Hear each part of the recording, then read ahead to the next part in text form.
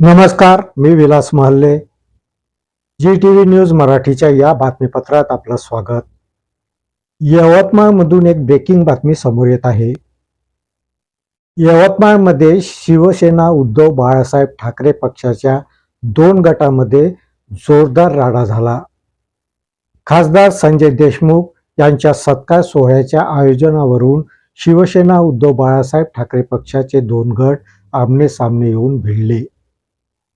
या सर्व घटनेला कारण ठरलं ते यवतमाळ नगर परिषद निवडणुकीचा निकाल.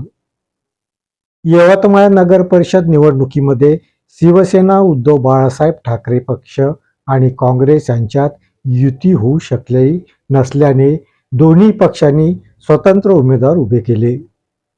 यामध्ये शिवसेना उद्धव बाळासाहेब ठाकरे पक्षाचे सर्व उमेदवार हे पराभूत झाले.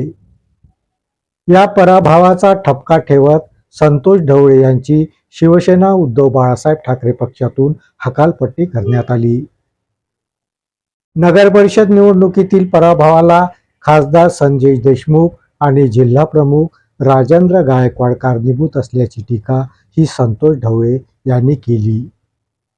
आणि शिवसेना उद्धव बाळासाहेब ठाकरे पक्षाचे सर्व उमेदवार पराभूत झाल्यामुळे खासदार संजय देशमुख यांचा सत्कार सोहळा आयोजित करण्यात येत असल्याची घोषणा ढवळे यांनी केली होती.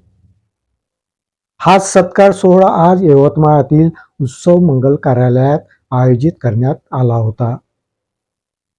यावेळी कार्यक्रमस्थळी जिल्हा प्रमुख राजेंद्र गायकवाड आणि किशोर इंगळे हे शिवसैनिकासह पोहोचले.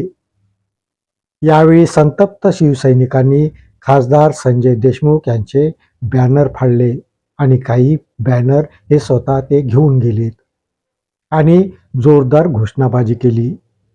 दोन्ही गट आमने सामने आल्याने यवतमाळ शहरात तणाव निर्माण झाला.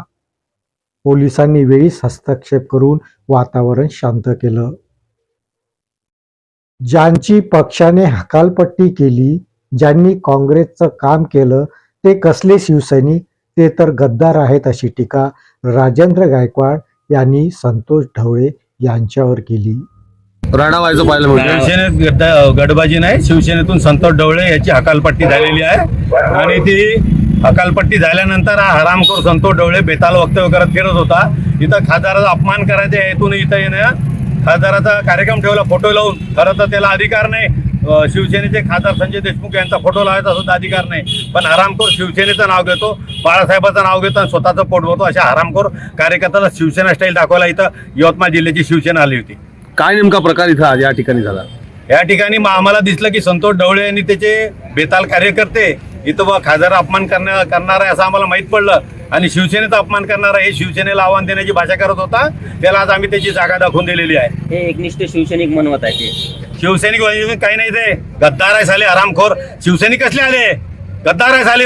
इथे पंजाचं काम केलं. इथे नगरपालिकेच्या निवडणुकीत इथे नगराध्यक्षाच्या विरोधात पंजाचं काम केलं. सीटा इथे यांनी पंजावर उभे केला. ते कशाचे शिवसैनिक आहे? गद्दार आहे साले, प्युअर गद्दार आहे, हरामखोर. आता याच्या पहिले साले ना 15 वर्षे मदनेरावरचे पाय चाटले संतोष ढवळे ना. आता आज मोगेचे पाय चाटले, आज बाळासाहेब मांगुळकरांचे पाय चाटून राहिले. हे साले शिवसैनिक आहे का, हरामखोर? अजूनही ते शिवसेनेत आहेत का? हो, हकालपट्टी झाली त्याची. अधिकृत सामनामधून घोषित झालाय. संतोष ढवळे यांनी त्याच्या सहकार्याची हकालपट्टी झाली आहे म्हणून आणि आता त्यांनी शिवसेनेच्या नादी लागून हा इशारा देत आहे. पराभवाला जबाबदार असणाऱ्यांचा आम्ही निषेध करीत होतो, मात्र हुकुमशाही पद्धतीने आमचा आवाज दाबण्याचा प्रयत्न होत असल्याची प्रतिक्रिया संतोष ढवळे यांनी व्यक्त केली. अमरेपुरात 8 घर घेतले. कुठून आले प्रॉपर्टी? संतोष ढवळेचं एकच घर अमरेपुरात. ते वडिलांच्या नाना, माझ्या नाना आजही एकही प्रॉपर्टी नाही, ना एक झोपडी आहे ना काय आहे. मी आजपर्यंत माझ्या नजरेत पडलो नाही. मी लोकांच्या नजरेत पडण्याचा प्रश्नच नाही. त्यांचं म्हणणं आहे की हकालपट्टी झाल्यानंतर पक्षाची बदनामी होईल, असं खासदाराचा अपमान होईल असं करणं. मी सन्माननीय उद्धव साहेब यांच्या जवळ राईट हँड त्यांना फोन केला. मी सांगितलं की मी 35 वर्षांपासून शिवसैनिक आहे, प्रामाणिक आहे. मी आजपर्यंत अवैध लग्नही केलं नाही. समाजसेवा करत असताना वेळ केव्हा निघून गेलं हे मलाही माहीत पडलं नाही. आणि अशा वेळेस त्यांनी पक्षाने माझी हकालपट्टी केलं, मलाही वाईट वाटलं, माझ्या सहकार्याने वाटलं. जे लोक मला मानतात, लाखो लोक, त्यांनाही वाईट वाटलं. तरी पण मी म्हटलं की माझी हकालपट्टी झाली, काय हरकत नाही, परंतु मला उद्धव साहेबांचा दोष शब्द बोलू द्या, माझी चुकी काय आहे. त्यांनी मला सांगितलं, संतोष, उद्धव साहेब आणि तू आणि मी तिघे फेस टू फेस चर्चा करू, त्यानंतर जे साहेब निर्णय देतील ते मला मान्य आहे. या बातमीपत्रात इथेच थांबतो. परत भेटूया नवीन बातमीपत्रात.